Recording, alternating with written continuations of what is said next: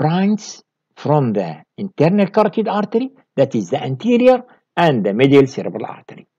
The right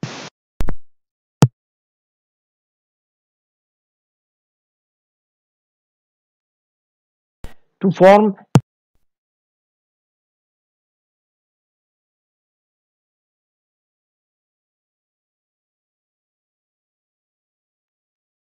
the internal carotids in an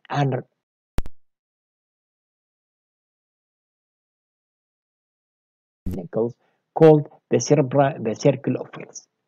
So the circle of Wills forms by the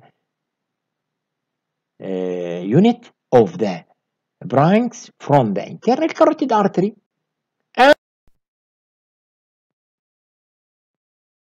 cerebral arteries arises at this confluence as two small bridging arteries, the anterior and posterior communicating arteries. This is the circle of Wills, and into anterior and middle cerebral, while the basilar artery, two vertebral artery unite together to form the basilar. Then the basilar divide into posterior. The two posterior arteries are connected with the internal carotid artery to form the circle of Wills at the base of the brain, like this. See here, the vein in this is basilar artery. Then the basilar artery divide into two posterior cerebral artery, and there is communicating one in the artery that just join with the internal carotid artery. So the major branches that arise from the internal carotid artery are the anterior and the middle cerebral artery. It forms the anterior circulation that supplies the forebrain. Each give rise to branch that supply the cortex and the branch that penetrate the basal surface of the brain, supplying the deep structures such as the basal ganglion, thalamus, internal capsule. Particularly prominent are the lentostriatic arteries that branch from the middle cerebral artery. These arteries supply the basal ganglion and the thalamus. Cerebral arteries. Look, we see in this slide how it passes in the foramen transversum of the cervical vertebra. They branch from the subclavian artery, the vertebral artery, enter deep to the transverse process of the level of the C2 to C6, then proceed superiorly in the transverse foramen of each cervical vertebra until the C1. At the C1, cervical 1 level, the vertebral artery travels across the posterior arch of the atlas through the subarachnoid suboccipital triangle before entering the skull through the foramen magnum.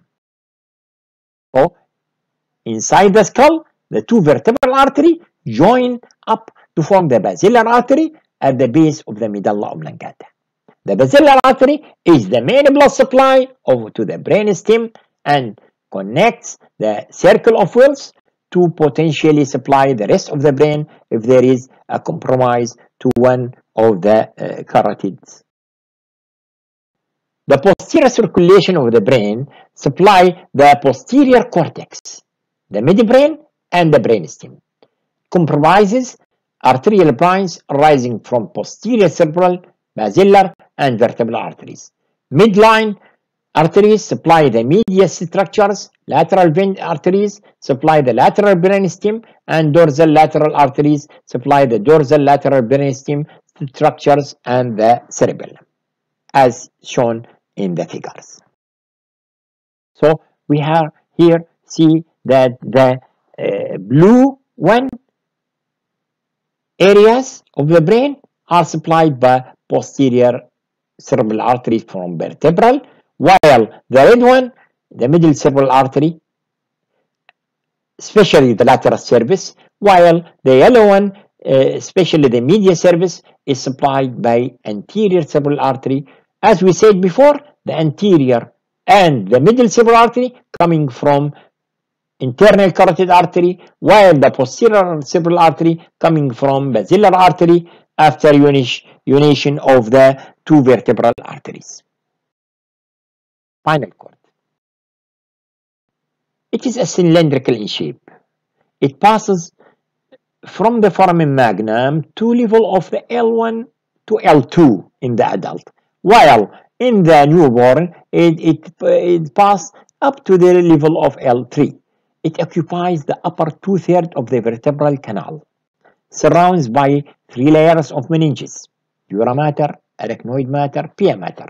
CSF is present in the subarachnoid space just to support and that protect it.